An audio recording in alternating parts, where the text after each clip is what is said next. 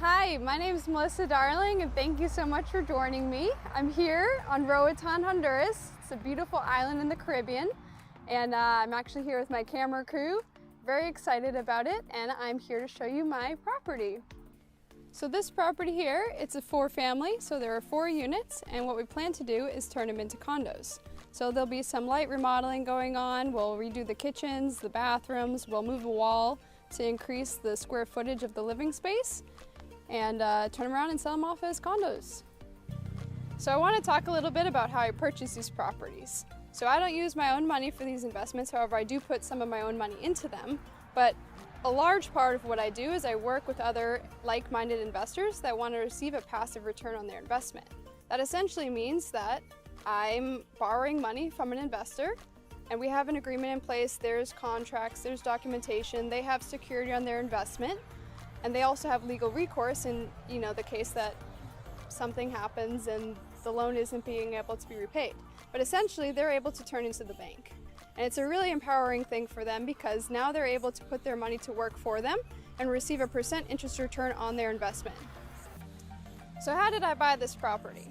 So the purchase price of it was $410,000. And with that, we were able to negotiate with the seller a 50% seller financing.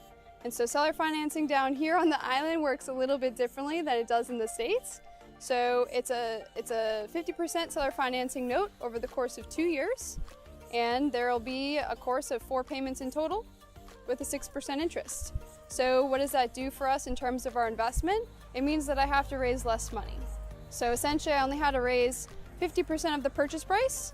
So $410,000 divided by 2, that's how much I raised, $205,000, plus any of the construction costs and also the holding costs. So these are very important things to consider when you're purchasing a property for an investment. Many investors might forget that financing cost or that holding cost piece. For example, electricity, water, any other ongoing fees that might be. Sometimes there's HOA fees.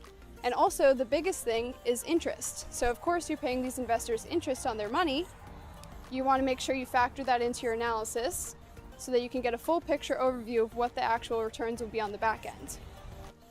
So like I mentioned, it's a 4-plex. There are 4 units here. And so the way that I'm going about doing this project to be as safe as possible for my investors as well as for myself, I want to protect the investment. We are going to start with just renovating 1 unit.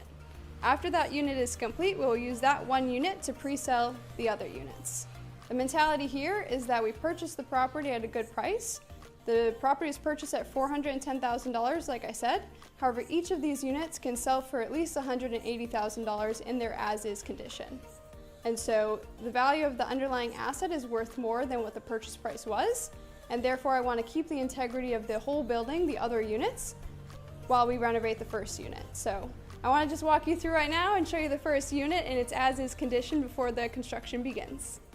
All right, so this is the inside of the first unit. You can see the condition of the property is in a rental condition.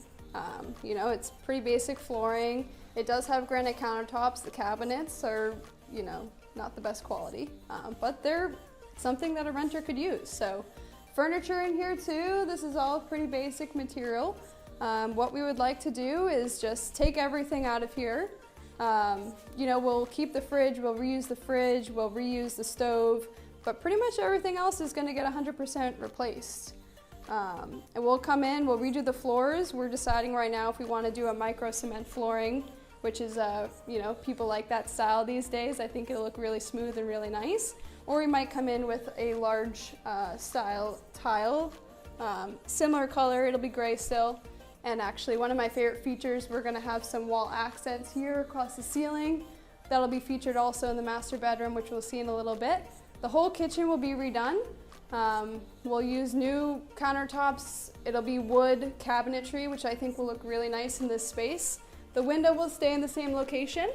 And actually one of my most exciting things is we're going to move this wall that way. So this is a little bit of a laundry space in here. We're going to close up all the windows there and make it like a fully furnished inside space. And we'll get a lot of extra kitchen space, which will be very exciting. The fridge will actually probably be where this door is located.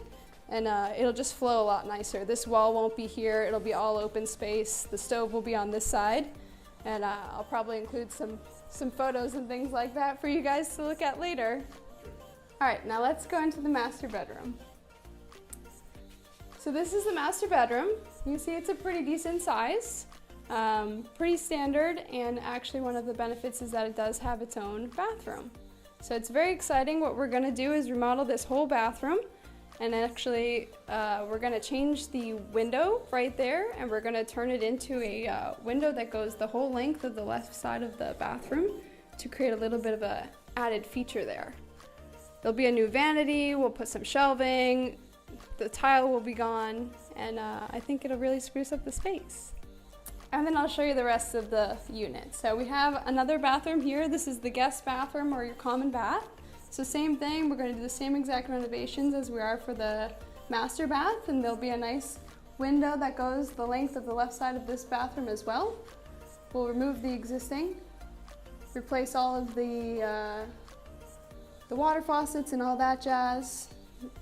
New vanity, and then over here we have the guest bedroom. So it's a little bit smaller, but honestly I think there are some of the other units, when you take out all of the cabinetry, it ends up being a nice space. It's decent size. This window here, since we're going to close the laundry space, we're going to move this window over that wall, close up this wall here, and what we're going to do in both of the bedrooms is add a brand new like hard wooden closet. So one of the things you have to keep in mind when you're doing investments is any potential issues that might come up during the project. And so one thing that we're noticing with this property here, that right there above the outlet, that's a sign of termite damage. And so for instance, for this project, we'll have to put into our budget remediation for that. And we'll just want to put systems in place to make sure that the remediation is ongoing, so that years over years, when our buyers end up taking over this property, that they're covered. All right, so now we're just going to take a little bit of a walk down to the dock to show you a little bit more of what the property offers.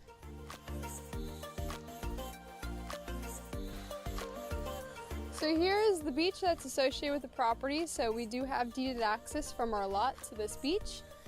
This is a beach called Sandy Bay. It's actually one of my favorite beaches because it's a little bit more quiet.